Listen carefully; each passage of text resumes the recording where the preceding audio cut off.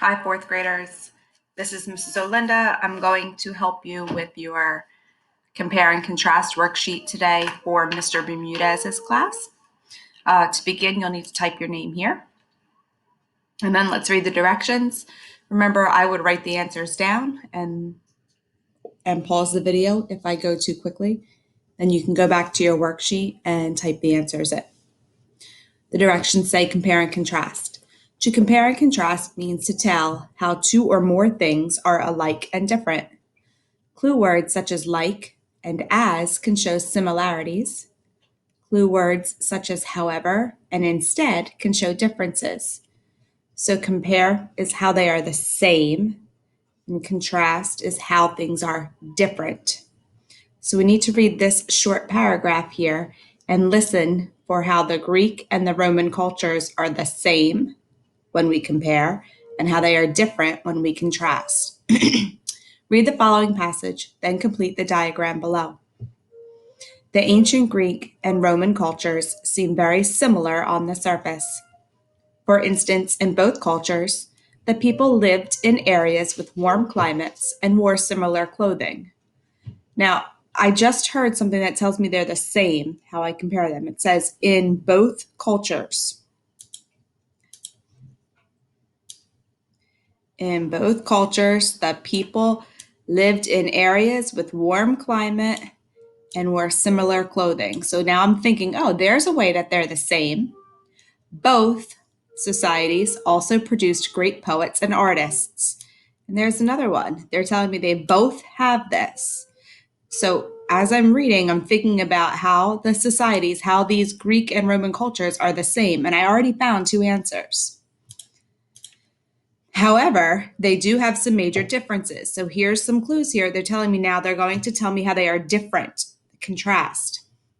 Greece was a series of small city-states. Rome, on the other hand, was a huge empire ruled by an emperor. So here's another answer. It was a small city-state, but Rome was a huge empire ruled by an emperor. And so Greece had cities and states like we do in America, and Rome was just one huge empire, and they had an emperor, which would be like a king.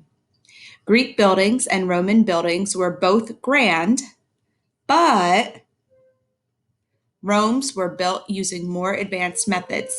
So this would even tell me they're a little bit the same here, that they were both grand, but then they had some differences because Rome's were built using more advanced methods.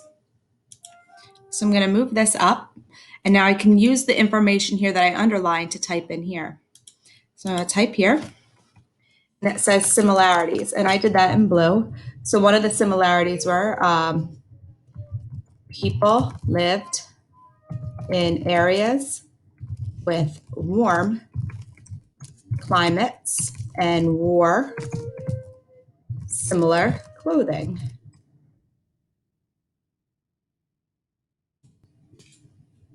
There we go, similar clothing. So I just typed exactly that first sentence there that we had. And then another way that they're similar was they produced great poets and artists. Oh, don't forget to erase type here. Both societies also produced great poets and artists. And so I got that right from similarities, now differences, and it helps that it was right on the same side of the page. And let me scroll down so you can see that. Greece was a series of small city-states. Rome, on the other hand, had a huge empire. So I'm going to have to write Greece was a series of small city-states.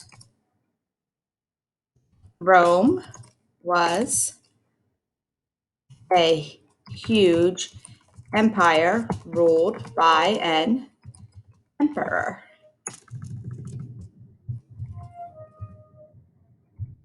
Remember, I got that right from here. And then I need one more answer that says how they were different, or I'm contrasting them. And it says, Greek buildings and Roman buildings were both grand, but Rome's were built using more advanced method. So Rome's buildings were built using more advanced methods. Remember, I got that right from here. All right. And then last one says, what did you visualize when you read the passage? So visualize means what were you thinking about in your mind while you were reading? So I would have to restate the question. When I read the passage, I visualized. And then tell me what you saw in your brain. I'm hoping that you saw